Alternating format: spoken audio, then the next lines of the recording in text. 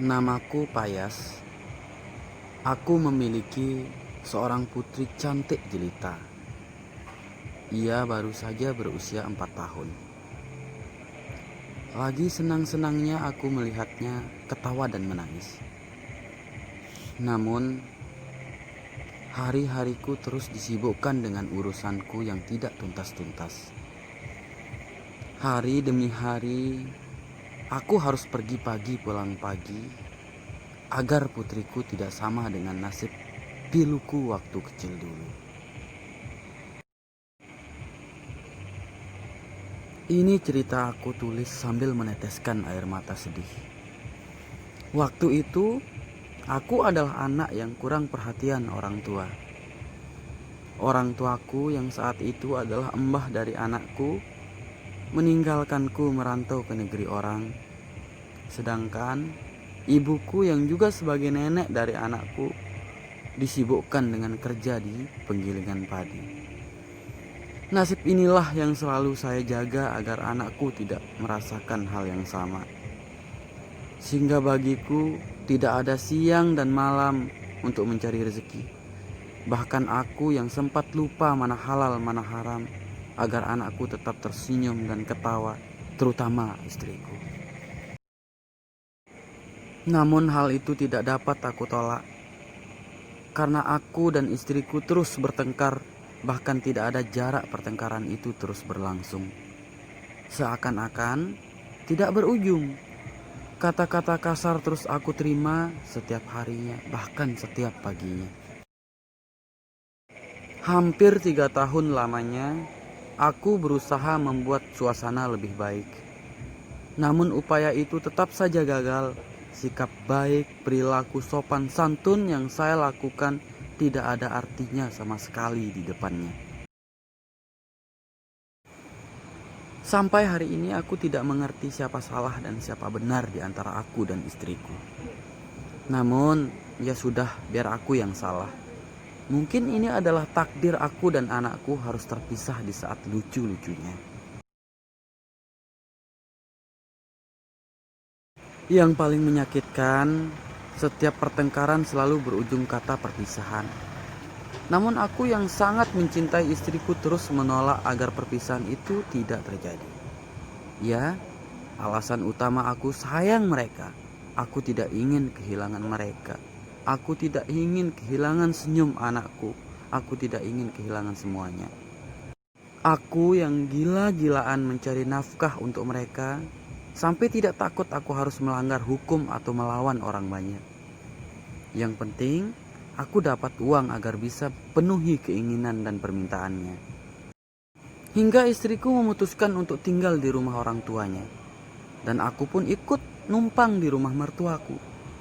Di sana pun aku sangat tidak nyaman, namun lagi-lagi aku memikirkan anakku yang tinggal di situ, butuh perhatian ayahnya. Setiap kali aku harus sarapan, aku harus siapkan diri sendiri. Makan pun aku harus hati-hati. Aku yang punya banyak persoalan dengan orang banyak, malu tertunduk tidak dapat berkata apa-apa.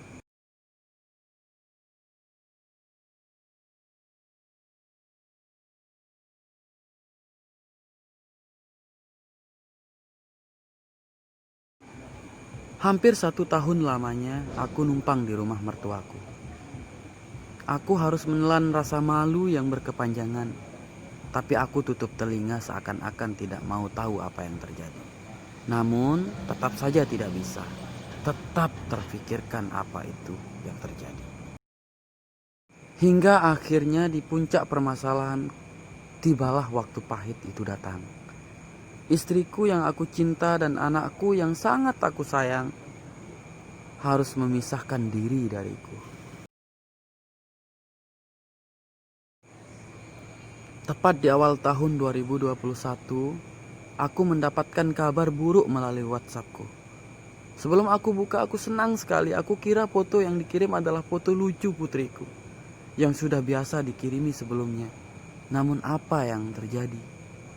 Sangat menyakitkan.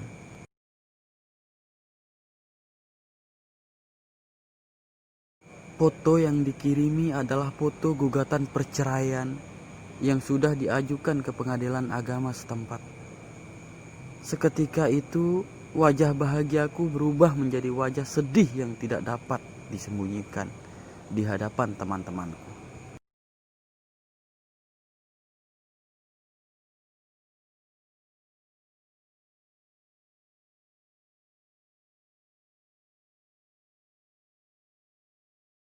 Di sanalah aku merasakan betapa hinanya diri ini. Saat itu aku sedang presentasi pekerjaanku yang sudah pada tahap penyelesaian. Namun semua itu aku lepas begitu saja. Tidak ada artinya sama sekali jika dibandingkan dengan kedua orang tersayang, yaitu istriku dan putriku. Sedih yang aku rasakan saat itu adalah sedih yang sangat dalam. Tidak ada kata yang dapat membuatku semangat. Semua terasa hilang dan hampa. Di mana saat itu aku tidak punya siapapun yang bisa aku ceritakan untuk aku bagi cerita ini.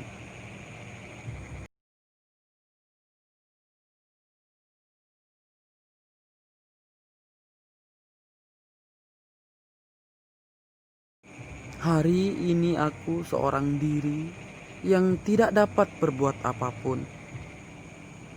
Terasa sayapku patah seakan-akan tidak dapat bangkit lagi. Tidak dapat terbang lagi. Aku pun mencoba untuk membujuk istriku untuk tidak melakukan itu. Namun tetap dengan pendiriannya.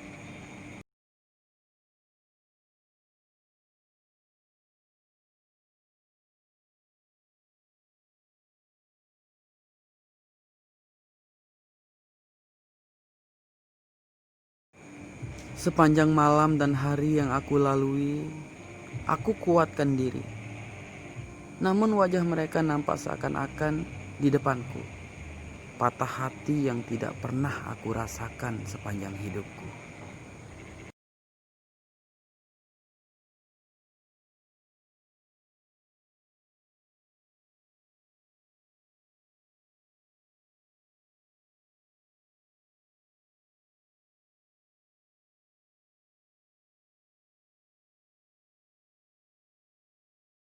Hampir sama ketika pada saat itu aku kehilangan ibuku. Orang yang sangat aku sayang, yang selalu memberikanku nasihat dan mengingatkanku ketika aku salah. Kembali aku kehilangan istriku dan anakku tercinta, yang aku besarkan dengan sukacita dan penuh kasih sayang.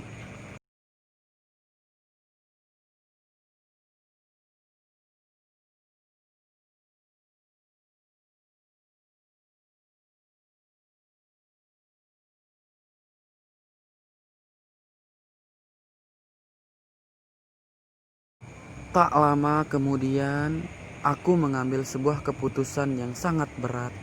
Aku harus pergi dari tempat ini. Bersambung.